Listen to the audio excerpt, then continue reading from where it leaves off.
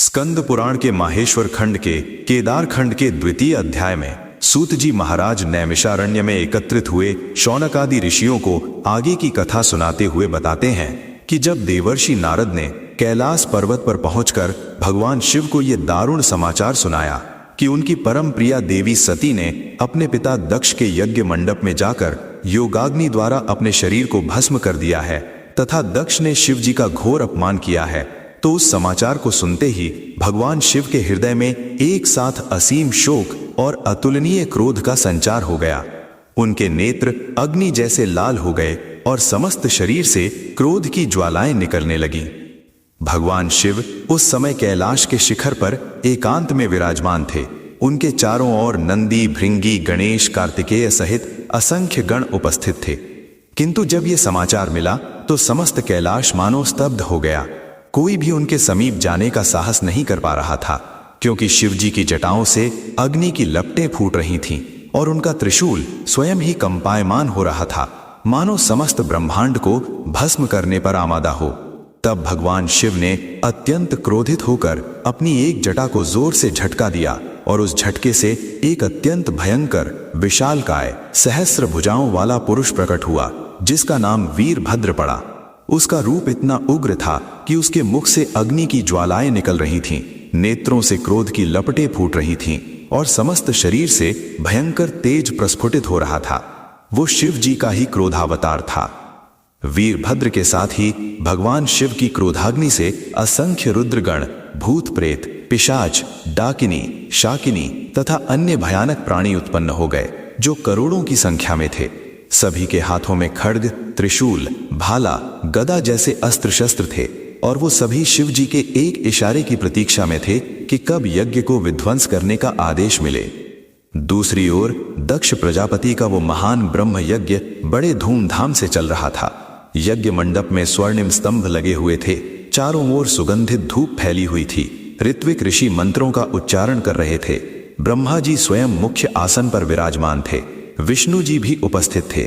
इंद्रादि सभी देवता, गंधर्व, किन्नर, यक्ष अपनी अपनी स्थान पर बैठे थे, किंतु शिव जी का भाग अलग नहीं रखा गया था, जिससे यज्ञ की समस्त पवित्रता संदेहास्पद हो गई थी। अचानक यज्ञ स्थल के ऊपर आकाश में काले काले घने बादल छा गए। भयंकर आंधी चलने लगी, वज्र की गड़गड़ाहट होने लगी, पक्षी विकल होकर इधर उधर उड़ने लगे, पशु भय से चिंघाड़ने लगे। यज्ञ की अग्नि में अजीब अजीब लपटें उठने लगी और अपशकुन के सभी लक्षण प्रकट हो गए, जिससे सभी देवता और ऋषि चिंतित हो उठे। दक्ष में अपने मंत्रियों और पुरोहितों से पूछा कि ये सब क्या हो रहा है, ये कैसा संकट आ गया है, किंतु किसी को भी कुछ समझ नहीं आ रहा था। तभी दूर क्षितिज से एक भयंकर नाद सुनाई दिया, मानो सहस्र सिंह एक साथ गर्जना कर रहे हों या मृत्यु का तांडव आरंभ हो गया हो। वो नाद इतना भयानक था कि यज्ञ में उपस्थित सभी लोगों के रोंगटे खड़े हो गए। तभी वीरभद्र अपनी करोड़ों गणों की सेना लेकर यज्ञ स्थल पर पहुंच गया।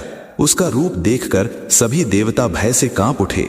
उसने गरज कर कहा कि ये यज्ञ महादेव का अपमान करने वाला है, शिव भक्तों का तिरस्कार करने वाला है, इसलिए इसे पूर्णतः नष्ट करना ही इसका न्यायोचित दंड है। और ये कहकर उसने अपना प्रथम प्रहार यज्ञ की मुख्य वेदी पर किया। वीरभद्र के प्रहार से यज्ञ की वेदी खंड खंड हो गई, हवन कुंड की अग्नि बुझ गई, सभी हविष्य और सामग्रियां चारों ओर बिखर गईं।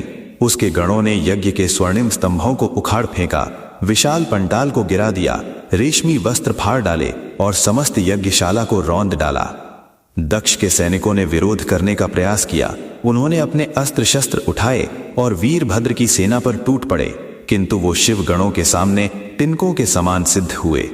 करोड़ों गणों ने उन्हें क्षण भर में परास्त कर दिया। कई सैनिक युद्ध भूमि में गिर पड़े, कई भय से भाग खड़े हुए और जो बचे वो बुरी तरह घायल होकर कराह रहे थे। भृगु ऋषि, जो यज्ञ के मुख्य ऋत्विक थे, उन्होंने तुरंत मंत्रों द्वारा अग्नि उत्पन्न करने का प्रयास किया ताकि यज्ञ को पुनः प्रारंभ किया जा सके, किंतु वीरभद्र ने उस अग्नि को भी अपने क्रोध से भस्म कर दिया और भृगु ऋषि की लंबी दाढ़ी खींचकर उन्हें अपमानित किया, क्योंकि उन्होंने भी शिव जी की निंदा में दक्ष का साथ दिया था। यज्ञ के दंत देवता पुष्टि के दांत तोड़ दिए गए। अन्य देवताओं के जो अंग शिव जी के अपमान में सहायक बने थे, उन्हें भंग कर दिया गया। सभी देवता भय से व्याकुल होकर इधर उधर भाग रहे थे। कोई छिपने का स्थान ढूंढ रहा था तो कोई प्रार्थना कर रहा था। दक्ष स्वयं भय से थर थर कांप रहा था। उसने विष्णु जी की शरण ली और हाथ जोड़कर बोला कि हे भगवान, ये महासंकट टालिए, मेरी रक्षा कीजिए। किंतु भगवान विष्णु ने शांत स्वर में कहा कि ये महादेव का क्रोध है, इसे कोई टाल नहीं सकता। जो शिव का अपमान करता है उसका यही परिणाम होता है। तब वीरभद्र ने दक्ष को पकड़ लिया, उसका सिर धड़ से अलग कर दिया, उस कटे सिर को यज्ञ की बुझी हुई अग्नि में डाल दिया और शरीर को भूमि पर पटक दिया। दक्ष का घमंड चूर चूर हो गया और उसका यज्ञ पूर्णतः विध्वंस हो चुका था। समस्त यज्ञशाला में केवल ध्वंस और विनाश ही दिखाई दे रहा था। सभी देवता भयाकुल होकर भाग रहे थे। कोई ब्रह्मा जी की शरण में गया, कोई विष्णु जी के पास, किंतु सभी के मुख पर भय की छाप स्पष्ट थी और वो सोच रहे थे कि शिव जी का अपमान कितना महंगा पड़ता है। वीरभद्र ने यज्ञ की अंतिम सामग्री को भी नष्ट कर दिया। चारों ओर केवल राख और खंडहर ही बचे थे। तब वो अपनी सेना सहित प्रसन्नता पूर्वक कैलाश पर्वत की ओर वापस प्रस्थान कर गया। उसका कार्य पूर्ण हो चुका था और शिव जी का अपमान का बदला ले लिया गया था। जब ये समाचार कैलाश पर भगवान शिव को मिला तो उनका क्रोध कुछ शांत हुआ, किंतु देवी सती के वियोग में उनका शोक और भी गहरा हो गया। वो सती के भस्म हुए शरीर को उठाकर समस्त ब्रह्मांड में तांडव करने लगे, जिससे तीनों लोक कांप उठे। देवताओं ने ब्रह्मा जी के नेतृत्व में भगवान विष्णु से प्रार्थना की कि हे नारायण, अब आप ही शिव जी को शांत कीजिए, नहीं तो उनका ये तांडव समस्त सृष्टि को नष्ट कर देगा, सब कुछ समाप्त हो जाएगा। भगवान विष्णु ने अपने सुदर्शन चक्र को चलाया और उस चक्र से सती के शरीर को खंड खंड कर दिया। उनके शरीर के विभिन्न अंग पृथ्वी पर विभिन्न स्थानों पर गिरे और वो स्थान शक्तिपीठ कहलाए, जहां आज भी देवी की पूजा होती है। अंत में भगवान शिव का तांडव शांत हुआ, वे कैलाश पर लौट आए, किंतु दक्ष यज्ञ के इस विध्वंस से सभी देवताओं और ऋषियों को ये महान शिक्षा मिली कि भगवान शिव का अपमान कभी भी क्षम्य नहीं होता और उनकी भक्ति ही एकमात्र शरण है।